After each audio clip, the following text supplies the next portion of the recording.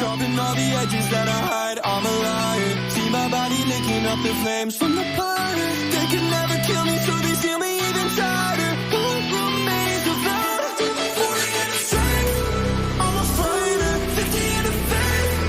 Take me higher, I'm a riser, but my demons like the tide. Blood moon, yellow in my eyes. Blood moon, white faint, light blue, my stains, night flame. Then we got into realms, yeah, yeah.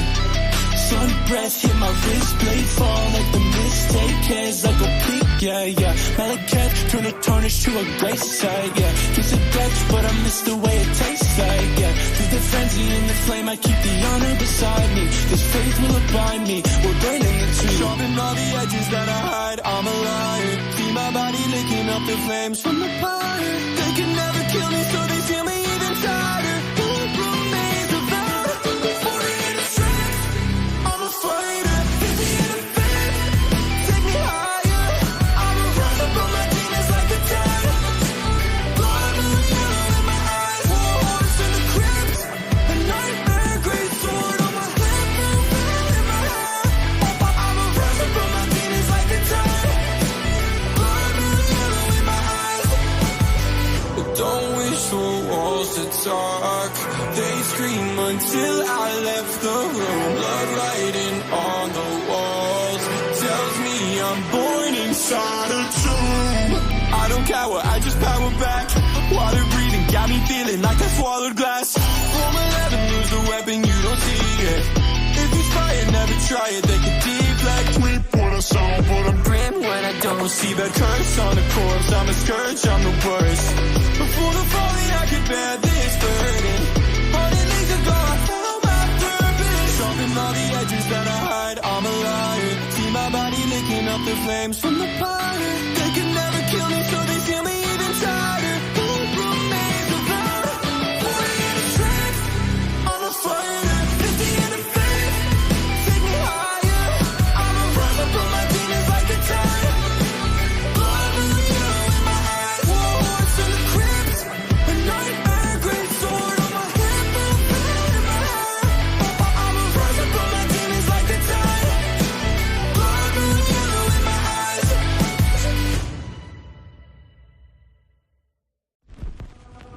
Sharpen all the edges that I hide, I'm a liar. See my body licking up the flames from the fire. They can never kill me, so they seal me even tighter. Who remains without 40 in the strength? I'm a fighter, 50 in the faith. Take me higher, I'm a riser, but my demons like the tide. Blood moon, yellow in my eyes. Blood moon, white faint, light blue, my stains, night flame. Then we got into realms, yeah, yeah.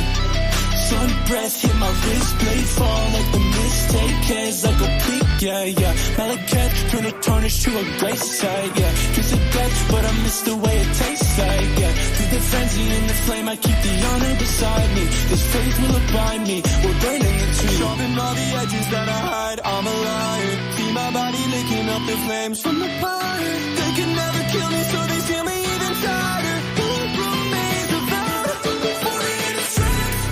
I'm a fighter, 50 in the faith.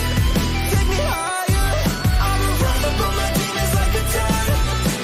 Blood moon, yellow in my eyes. War horse in the crypt, a nightmare, great sword on my hip, in my head. I'm a riser, but my demons like the tide. Blood moon, yellow in my eyes. Don't wish for walls to talk. They scream until I left the room. Blood writing on the walls tells me I'm born inside a tomb. I don't cower, I just power back.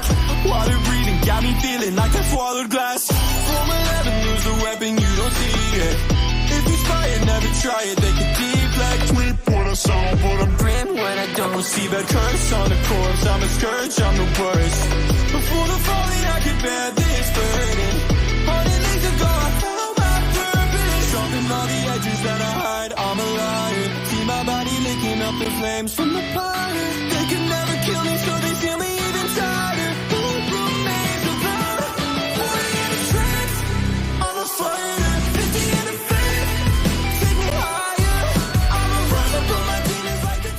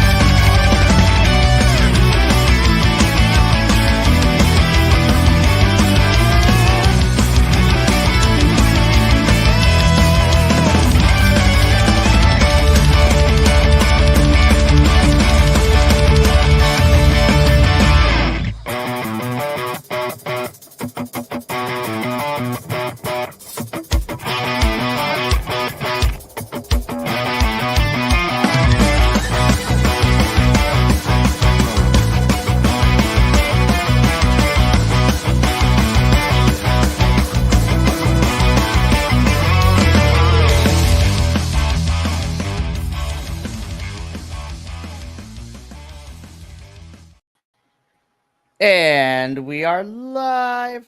Hello, all you BC WrestlePod nerds out there, and welcome to another rendition of Dual Dynasty, your weekly WWE review show here on the BC WrestlePod YouTube, Twitch, network, syndicate, conglomeration thing we got going on here on the internet. I am one of your hosts, Mikey, and joining me this week is the Mini Moss, the Miniferd, the Mini, if you will, whatever you want to call him. And yeah, so we are here to review WWE this week. So it's a day. What it do? What it do? What it do? Um, we have a lot of stuff to talk about because Raw was better, but I still have some issues with it. And then SmackDown just threw everything out the window. They're just like, fuck it. We are going to just we ball. Yeah, it's like SmackDown just balled this week. Just throw the ball up there. Randy Orton will be over there somewhere. And we'll get to that when we get to SmackDown. But some housekeeping. You can follow us all over the social medias at BC WrestlePod. Download the Next Level app to find all of our socials on a neat formatted place for you. You can also support us. We do have a Patreon. And we also, have merch in the link in the bio. Minnie bought some the other day too, so it should be coming to him very shortly. It's going to ball is life. We out here repping our merch. Now that it's getting colder, it is about to be sweater weather, and we're about to rock these hoodies all the time. About a hoodie and a sticker for my water bottle. Heck yeah! I'll see me drink from all the time. I got my Cardinal sticker. I got my surprise Pikachu sticker. There's about to be a Biconic sticker on here. It's gonna be fantastic. And of course, as we go through the show, make sure to drop your comments in the chat. We'd love to interact with the folks who've been here. It has been one heck of a week for wrestling, and we are about to start this week off by recapping Raw from this past Monday. So this was an interesting Raw. I will say things are getting better. Shout out to the professor who couldn't be here with us, but is in the chat. Wait, we have merch? Yes, damn right we do, John. I bought a hoodie, brother. We have hoodies. We have like long sleeves. We have shirts. We have lots of stuff. You know what? I'm going to put that in the chat in a little bit. But yes, Professor, we do have merch. Professor could not be here this morning, but he will be back with us hopefully next week. But we shall see. But yeah, so we had a Monday Night Raw that was very interesting that, happened and everything. And so I think this, now that Raw has kind of gotten used to being 2 hours, I will say this is probably the best 2-hour version of Raw that we got this week. Though I do have some things we're going to talk about. So let's kick things off because Seth Rollins and Bronson Reed kicked off the show and they did not wait. They just decided to brawl the whole entire time. Seth Rollins came out and said, "Hey, you want to be famous? Get out here." And I was like, damn. You're out here spitting fire. Yes. Yes, Professor. He will be back next week and also hopefully on the AEW show too, because I got to fill him in on everything that's happened WWE and AEW related because shit has gone down. But Seth Rollins decides to, make Bronson Reed uber famous and he stomps him into next week. Like these two are just brawling and fighting and just, I love me a good brawl on wrestling. And this one was great. Bronson Reed tried to destroy him. Seth Rollins like curb stomping him on the table. Just like everything is transpiring. This was utter chaos. And I was here for chaos. Make Bronson chaos reign. Destroyed that table on the Miss Tsunami. That thing exploded. I was like, what in the world? I've never seen an announcer table implode that quickly before. I was just like, all right then. This is going to be fun. But this was so good. I loved it so much. And ultimately, later in the night, we get confirmation that this sets up Bronson versus Seth at Crown Jewel. So there is another match made for it. And we move on because backstage, this is where Raw started to go off the rails a little bit, and I have a bone to pick with them. This segment was awkward between, Liv and Raquel and Damage Control. This was hella awkward.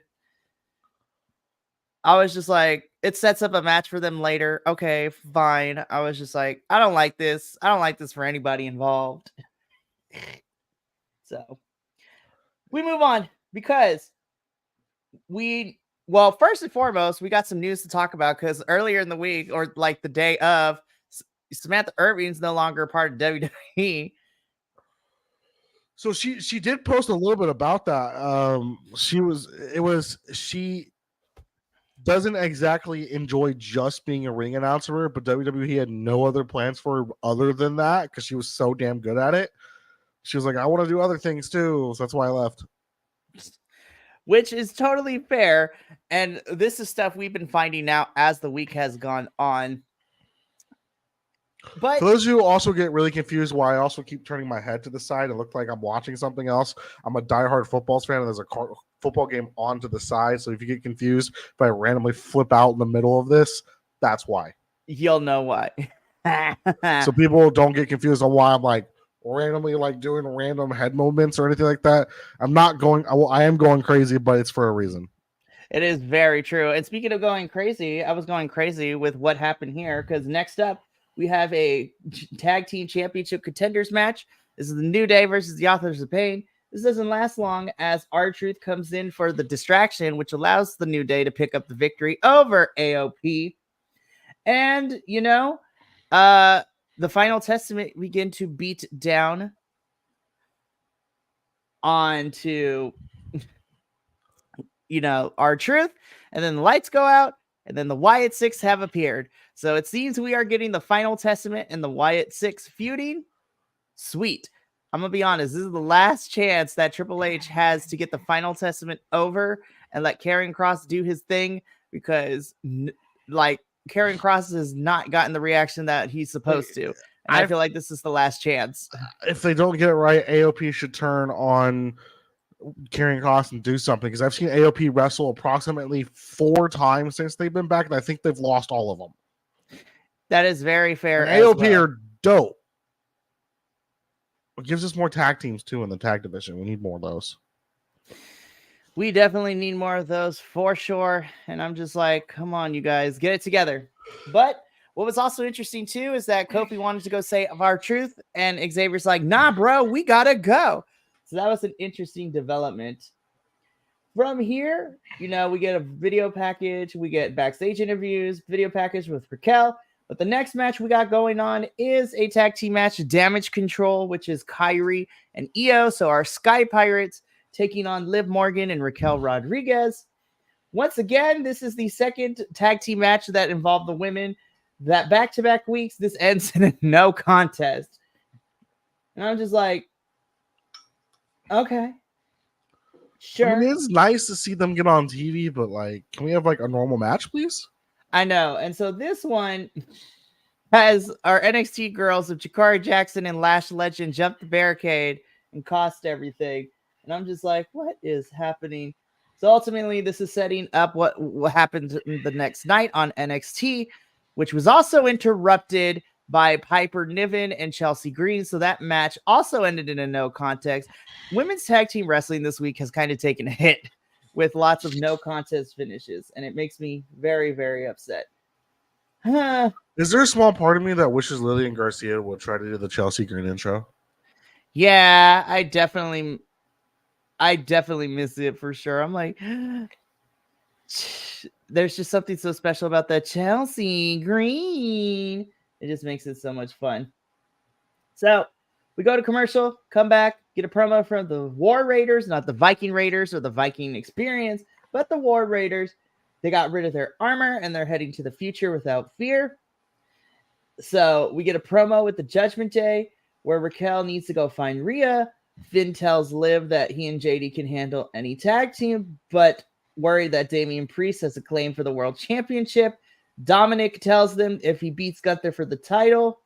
And then Carlito and JD begin to laugh, and they tell him that's not cool.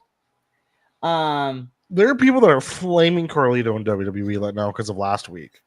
Yeah, that was dumb because that shit was hilarious. Yes, Professor. They are back to the War Raiders. So Eric and Ivar of the Viking Raiders are now back to their NXT moniker of the War Raiders, which I prefer, honestly. Again, there's a lot to catch you up on WWE. Give me a call afterwards or send me a text, and I got lots of things to fill you in on as we are about to head into Crown Jewel and Survivor Series season. A lot has gone down since you were last here. So next, yeah, Carlito's also getting flamed by the internet for saying those things, and I was just like, apparently, it was like crazy. You I think don't that's know. bad? Wait till we get to when we get to Netflix. Oh, that was wild. Yeah, apparently, according to reports, that was like not a scripted thing. Carlito just said it to set it. So honestly, we're gonna find out on Monday how bad Carlito gets punished for this, because I thought it was funny. I was just like, sir, that's not even the correct language. But I was like, all right. That was the point. It's Now, Carlito. had he said this to Io and Kyrie, then I'll be like, okay, pause, hold up, bro. Like, let's not.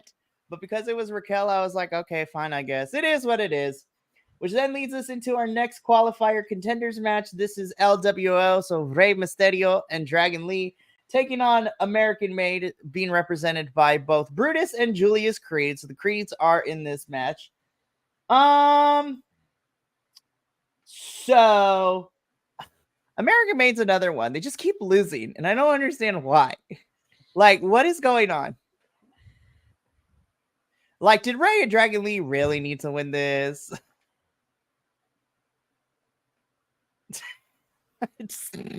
I'm a huge Rey Mysterio fan, but I'm all, come on. It's just like, do we really need to have that happen? I was like, did we really? But anyways, I mean, Dragon Lee and Rey Mysterio win.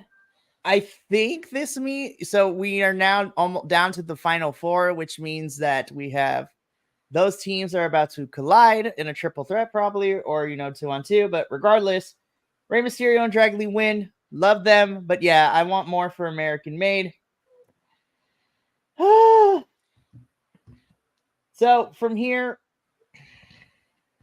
we get Braun Breaker, who I love.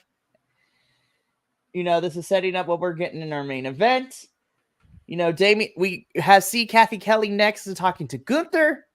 Gunther, answers questions. Damian Priest comes in. We are teasing a, rematch between Damian and Gunther, because Damian has yet to get a rematch for that title. So, but Damian tells Gunther that he will earn his way back if he needs to. And after everything is said and done at Crown Jewel, Gunther better be ready. Gunther says good for him, which means to tell me we're going to get a rematch probably on Raw. Judgment Day are going to cost it. Who knows? We're going to figure out something here. All right, let's talk about this, because let's be real. This was the biggest plot line that Raw had this week, and this is our main event, the Intercontinental Championship match. Main event, Jey Uso, Mr. Yeet himself, taking on the challenger and former champion Braun Breaker. Once again, these two are not allergic to having a great match with each other. I thought this was a fantastic match, but I called it when we talked about SmackDown last week with Jay showing up and getting his nose into the bloodline, the Temu bloodline, business. Solo Sikoa and Jacob Fatu are present with ringside. They bought a ticket, as I say this in air quotes, and just as we knew it, they got involved with the match. They cost Jay the title. Braun Breaker spears him and gets the pin. Your winner and your new Intercontinental Champion is Braun Breaker once again. I'm like, damn, Mr. Jey Uso, we didn't even get you to a whole month. Yeah, but they wanted to get everybody at the Bloodline story, and I think they wanted to remove as many belts as they can off the Bloodline story so they can progress that story individually of any champion, so they don't hold any belts up in that story, which makes sense. Right. It does give Jay, and we'll talk about it when we get to SmackDown, it gave Jay a reason to go after the Bloodline now, because they cost his championship. Again, I feel that we are like progressing this storyline really quickly, but you know what? Hey, when we only got like 5 weeks until Survivor Series, we got to cut corners somewhere. And we will talk about what went down on SmackDown, because Jay was present on SmackDown as well this week. Overall, I thought Raw did a better job. Yes, yeet.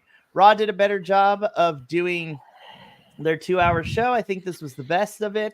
I think there was some fun stuff. Nothing felt like it didn't belong. We are teasing future feuds. We are getting these tag team championships off the ground where hopefully, and I love JD and Finn, but those titles need to come off the Judgment Day, having them defended them only once. And so I'm just like, whatever, that's fine. So that is going to be it for Raw. Overall, I thought Raw was pretty fun. It was the best 2-hour show that we've gotten in the last couple of weeks. And, that was fantastic. But now we're going to go for the land of Monday Night Raw because Raw was pretty good. And I thought it was a solid show. Then when we get into this week's SmackDown, and SmackDown saw what Raw was doing is just like, hold my beer, and we're also going to jump off the mother tucking window. Like, they threw everything out the window for this one, and my expectations were blown. And let's just get into it. So SmackDown this week, we open up with Randy Orton's music hitting. And so Randy's coming down, crowd's there, loves him, loves that. And Randy cuts this promo, and he basically says, you know what? Nick Aldis wouldn't give me my match against Kevin Owens at Crown Jewel next week. So Triple H, I'm going to need you to come on out here because I need you to give me what I want and give me this match. Triple H comes out. He tells Randy that I'm not doing this as your boss. I'm doing it as your friend. You cannot go. I'm protecting you from Kevin Owens because we don't want you to go to that place. And Randy's like, no, Hunter, me and you have known each other for a very long time. I don't need you to protect me. I want my hands on Kevin Owens. Do it. He goes, I don't want Paul Levesque out here. I want the man who came to my house and beat the shit out of me, the cerebral assassin, to come out here. That's what I want. Triple H was like, fine. But from here on out, protect yourself. Oh, absolutely. And I'm just like, this is about to be on and popping, so to speak. So this match officially gets made. And it should be interesting. I'm mad that a lot of these matches are happening at Crown Jewel because we don't review the darn thing, but I am going to keep up with the results of it. But it's going to be interesting who ends up winning between Kevin and Randy. So then from here, I thought this was a solid opening. This is going to be fantastic. So then this is the only downside for me personally, but it does set up what we have been discussing for the last couple weeks, because next up we have the series finale of the best of 7 series versus Andrade and Carmelo Hayes. They're tied 3-3. This is the game. This is game 7, if you will, with LA Knight as the special guest referee. And once again, these two, Andrade and Carmelo, just have such a great chemistry together. This match was also great. But then it ended in the way because Andrade almost hits LA Knight, but doesn't. Carmelo goes in and hits LA Knight, and LA Knight decides to beat the bricks off of both of them and cause a no contest to happen. And I'm like, sir, what is happening? Sir. Yeah, that's what happened. I know, yeah. So then LA Knight gets on the mic and says that there is a pile of losers in the ring and the only man standing, the winner of the game 7, LA Knight. Yeah, his music hits and he leaves. So this match ends in a no contest, and I was just like, damn it, LA Knight. I had an inkling that we weren't going to get a definitive winner. But fast forwarding later in the evening, Nick Aldis is also not very happy with LA Knight when it comes to this.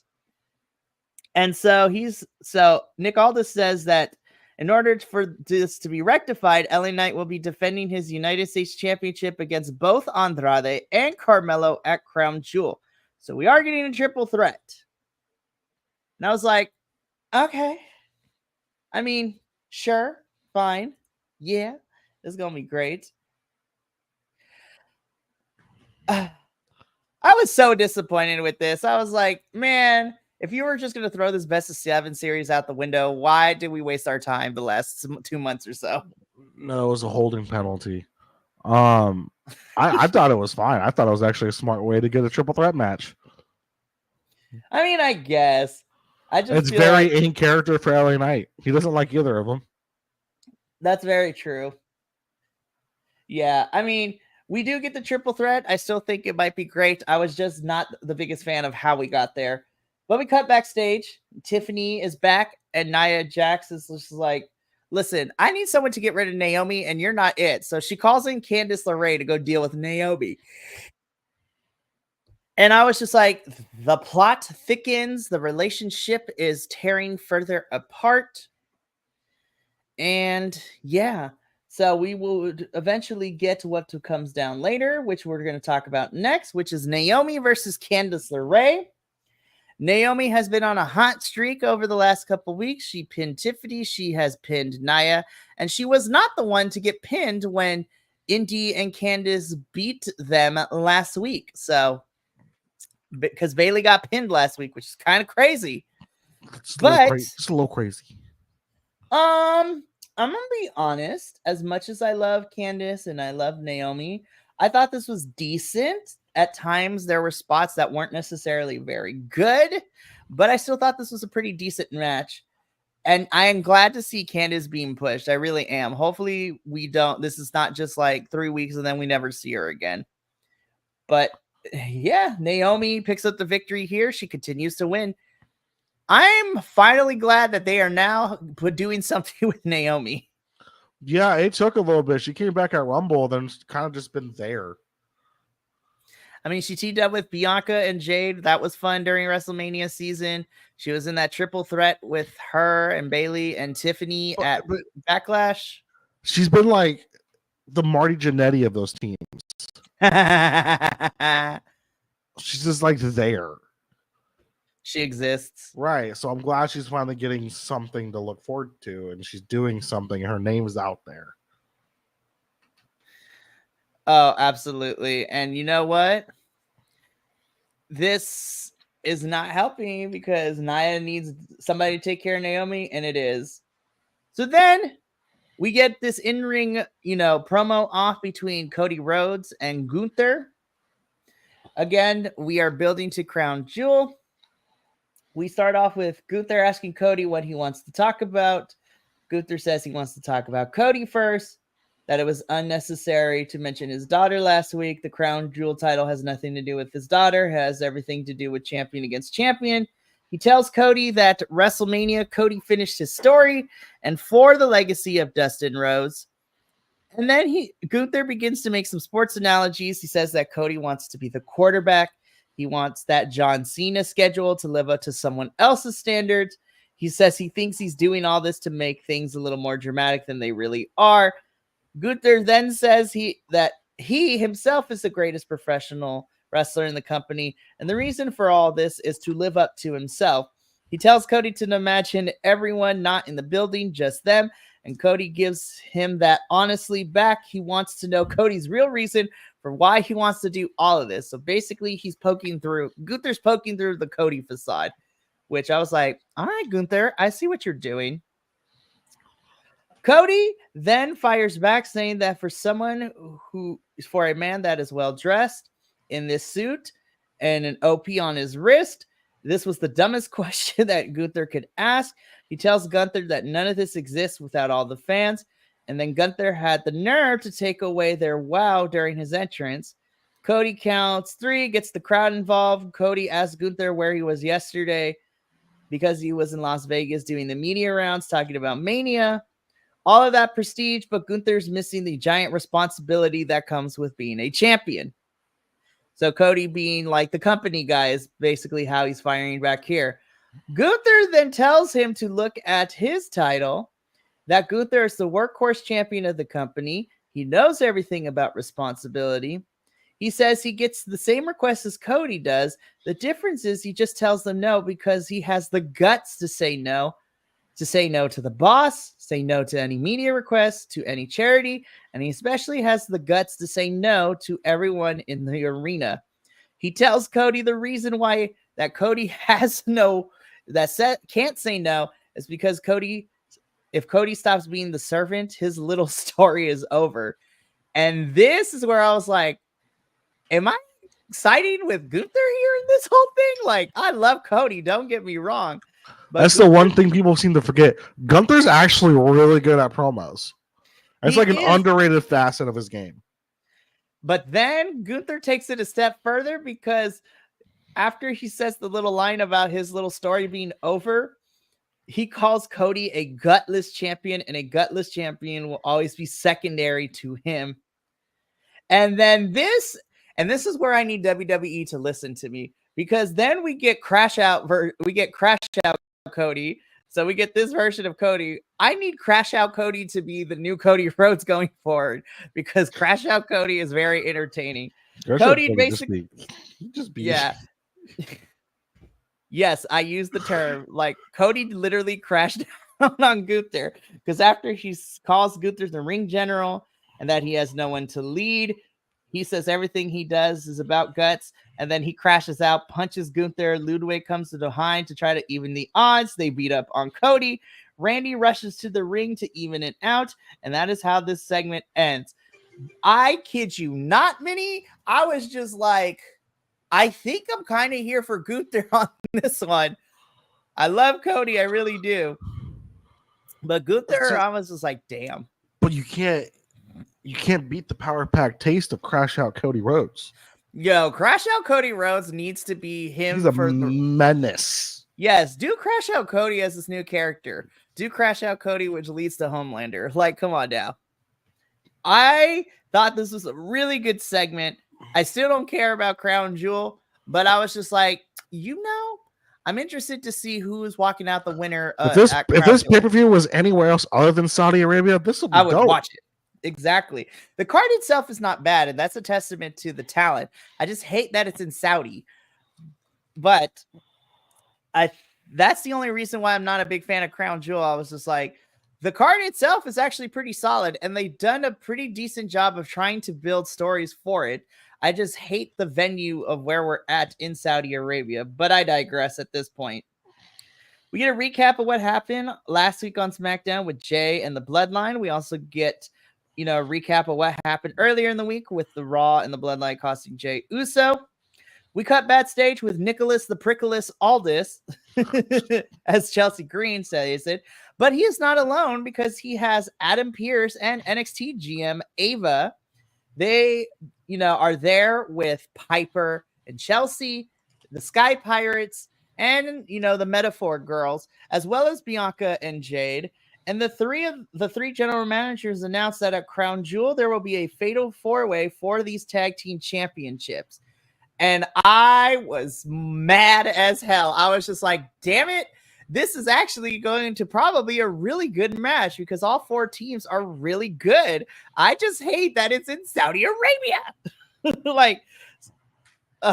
But it's going to be Bianca and Jade defending their women's tag team championships against the Sky Pirates of Io and Kyrie, the Metaphor Girls of Jakara and Lash, and then Piper and Chelsea Green. I'm just like, okay, like this is going to be a really good match. I just hate that it's in Saudi Arabia. And now it makes me interested. I was like, so do Jade and Bianca retain, or what happens? Because Jade and Bianca don't need to get pinned to lose this match. So I'm actually excited. So then let's get into this final stretch of SmackDown, because these next two things go hand in hand. First and foremost, we have the finals of our tag team championship tournament, in which we have DIY taking on Motor City Machine Guns. And I'm just like, I knew this match was going to be good. I wish it would go at full 15 minutes, because it only clocked in around 12, but my God, these two teams are amazing. I knew it was going to be great. And Motor City Machine Guns pick up the win here. So they are the new number one contenders, which I figured they would be. I love DIY, but Motor City Machine Guns are like, no shade to Johnny and Tommaso, but Motor City Machine Guns are like literally the GOATs of tag team wrestling in this day and age. To me, they are the best tag team in the world. Now imagine if we would have got the Lucha Bros when we were supposed to get them. Yeah, and according to reports, Tony Khan found out the leaks that they were going to WWE, so Tony supposedly extended Ray's contract just to prevent them from doing so. I don't know how true that is. He added the injury Every extensions time to Ray, so which is Fennec. another because he was out for like a year and he goes, nope, I'm gonna make your contract a year longer because you got hurt because you're going to WWE. Right. And then, sidebar, since we're talking about contracts issues too, New Japan and AEW are looking at, if talent gets used at these cross promotional shows in response to what happened with Stephanie Vicker going to WWE after she worked Forbidden Door, that talent can't go straight to other companies when they are finished after the matches or whatever. But I digress. So it is going to be great. Shout out to Robert representing Lafayette, Indiana in the house. What's up, bro? It's been a while since you've been on a stream. We're in the middle of talking about DIY and Motor City Machine Guns, and we just got done finished talking about that. It was an absolute banger. So I was like, okay, cool. So down the line, Motor City Machine Guns, they're going to fight the Bloodline for the tag team championships. This is going to be fantastic. Well, they do not get to celebrate for long because Solo Sikoa's music hits and the entire Bloodline Temu version come out. The weekday came out. Yeah, we cut to commercial and come back. Nick Aldis is in the ring with the Motor City Machine Guns and the Bloodline. So Nick says that this tag team championship match is not happening tonight. And, yep. Banger after banger after banger after banger. And the words of Robert and Sheamus, who we got this from. Banger. Since WWE, we're talking about the Solo Sikoa things, he's talking to Motor City Machine Guns, and they're like, we'll fight you any place, anywhere. And Solo was like, just started making fun of him. Okay, watching Solo actually come out a little bit and actually have a little bit of a personality, it's great. It is for sure. I mean, okay, so let's talk about that too, because for the longest time, we wanted Solo to have some sort of dimension. He is literally the brother of Jimmy and Jay, and we know how Jimmy and Jay are flipping hilarious. So when he did that, I was just like, I'm dying. But, the Bloodline come out to introduce themselves to Motor City Machine Guns. Chris Sabin gets on the mic, says that they're ready to, they introduce him. Chris introduces himself and Alex Shelley. Chris tells them that they are ready anytime, anywhere. Solo does that, which is hilarious. So, since, the Motor City Machine Guns want to make an impact, throwing a little shade that fact that they came from TNA/Impact, he challenges them to a tag team title match right here, right now in Brooklyn. Nick Aldis says that that's not going to happen because the Motor City Machine Guns had just fought. They sacrificed to get to WWE, and they're not at 100%. Alex Shelley interrupts, tells Nick that those titles mean more to them than anything. And so if that's what everyone wants, they ring the bell, and Minnie, we have a tag team championship match in the same night as we had the number one contenders match. I was just like, hey, Motor City Guns are just balling out. And you know what? Spoiler alert, Jay Uso makes himself known. He distracts, costs the Bloodline the match. We have winner and new WWE tag team champions, the Motor City Machine Guns. So I love it, but Robert kind of disagrees a little bit. He says that Motor City Machine Guns winning the tag title sucked because it's too early for them. In one sense, I agree, because they just got to WWE, but this is also the Motor City Machine Guns, and they have been the pinnacle of tag team wrestling. I can't believe I'm saying this. I think Motor City Machine Guns might be just a tad bit better than FTR, because FTR claims that they're the best tag team in the world, which is kind of true, but I put Motor City Machine Guns above them. So I didn't mind. I'm a big fan of, Chris Sabin and Alex Shelley. I love the Motor City Machine Guns.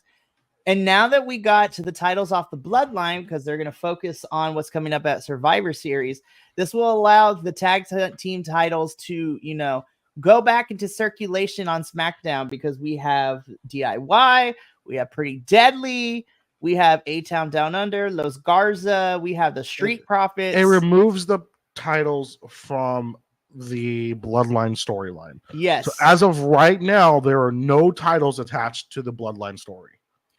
So now we can all focus on just them getting their lick back and everything. It just depends on when they eventually, if they decide if Cody Rhodes somehow gets involved. That's very true. So I'm going to bring up another point that Robert made, and he wants to know our opinion. I think they are moving too fast with the new Bloodline storyline. What say y'all? So in the last 2 weeks, we've had Jimmy returning. We have Jay losing the title. We have Bloodline losing the tag team titles. Roman's back in it. So, Minnie, I'm going to come to you first. Do you think that we are moving too fast with this next chapter, the Bloodline storyline, or do you think it's about the right pace? It depends on when The Rock gets involved. Ooh, we've only seen The Rock making one single appearance, and that's been it. Now, if The Rock gets involved at Crown Jewel, because there's probably going to be a match at Crown Jewel, by the way it looks, it's probably going to be it's going to be a 3-on-3, it looks like, or Survivor Series. If he doesn't get involved at Survivor Series, then I feel like it's going to be well paced. Now, if he gets involved in Survivor Series, it might be a little too quick. So it depends on when The Rock fully gets involved in the story. Right. Because as it's set up right now, so I'm pretty sure I agree with you. I think we're getting a 3-on-3 at Crown Jewel between Solo and the Guerrillas of Destiny with Jacob in the background. Or actually, no, I don't even know if Jacob is allowed to travel because he couldn't be because of certain things.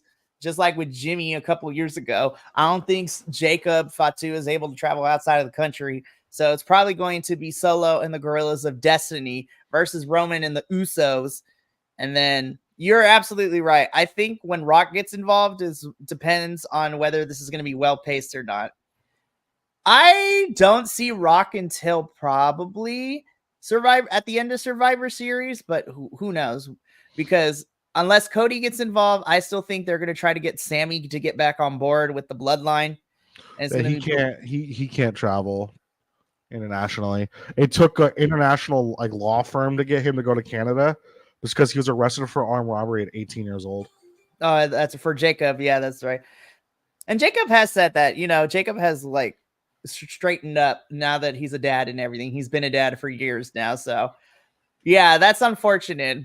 So I agree with you, Minnie. I think depending on when we see Rock return and get him involved in this, we shall see what happens with all of this. But Motor City Machine Guns are the new champs. And then we end SmackDown with Jimmy and Jay in the ring. They hug it out. Roman Reigns doesn't, interrupt because he's watching from the ramp as this reunion is happening. And that is how SmackDown goes off the air. This, in my opinion, was a really great entry to SmackDown. Not only do Motor City Machine Guns have the titles, and they took it from the Bloodline, making them look very strong.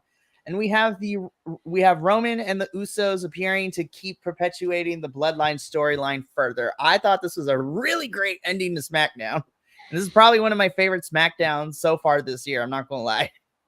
So my hope now is they keep Jay can keep his I'm a part of this, but I'm also my own separate entity involved to keep the big main event Jay Uso, Yeet, that whole thing. I hope they keep that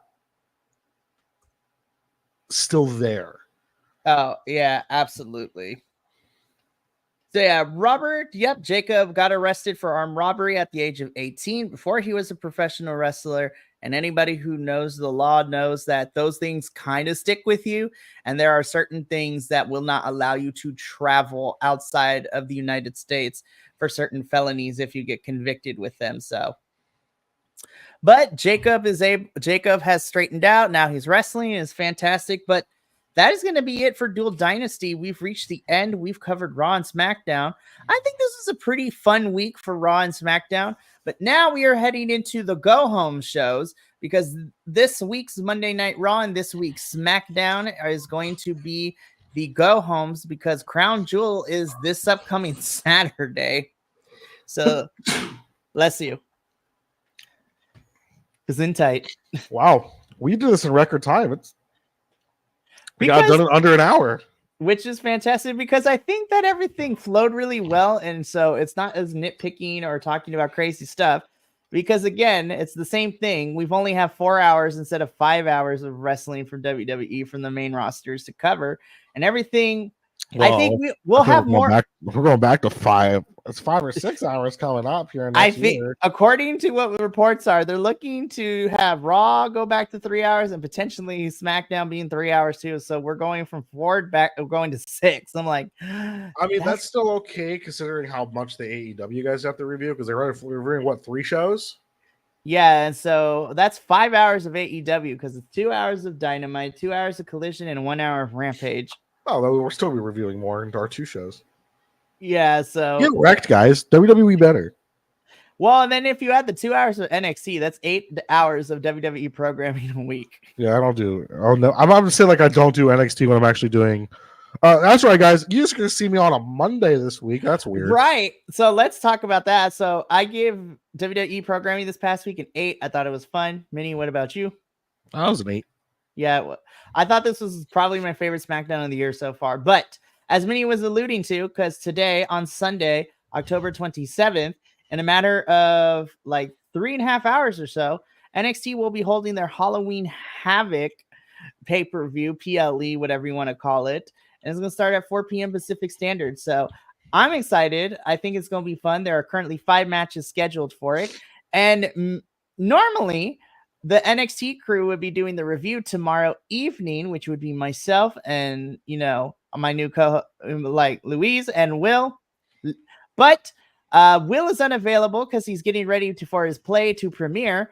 And, you know, Mr. Louise is actually at Halloween Havoc today. And he's going to the Monday Night Raw in Hershey, Pennsylvania tomorrow. So that is why Minnie has been gracious enough to step in. And me and Minnie will be reviewing Halloween Havoc tomorrow evening. Hey, Professor, can you do it tomorrow? Yeah. I know you're watching. Professor, if you were watching or if you're hearing us, if you are available tomorrow evening, would you want to do NXT's Halloween Havoc review with us? I mean, it's on tonight. And what way to get you back into the fold than to watch NXT's Halloween Havoc? But I'll text you later, too, to see if that works for you. But that is going to be it for us here on Dual Dynasty. This week is kind of back to our normal schedule. I know the last 2 weeks have been bombarded with the regular TV shows and pay-per-views, but this week we are back to our normal schedule. We have Halloween Havoc review tomorrow evening, AEW on Tuesday, NXT and CMLL on Wednesday, Ring of Honor and TNA on Friday, and then back on Sunday once again for our WWE show. And then tonight, outside of watching Halloween Havoc, you can come back around 6 p.m. Pacific Standard Time as myself, Will, and Andrew will be doing a formal review from last night's TNA Bound for Glory. We did a watch along last night, which was super fun. And then you can come and watch our review of the whole entire card. So it's going to be a lot of fun. But from all of us here at Dual Dynasty, myself, Minnie, and in spirit, the Professor, as well as the BC WrestlePod family, remember, take care of yourself, love one another, stay iconic, and more importantly than anything, you always deserve to finish your story. We will catch you. Well, I will be back here in a couple hours for the TNA review, and we will see you for the rest of the shows this week. But until then, sayonara, adios, and Minnie, remind the folks why we here at BC WrestlePod do what we do. Exactly. We'll catch you later. Ta-ta for now.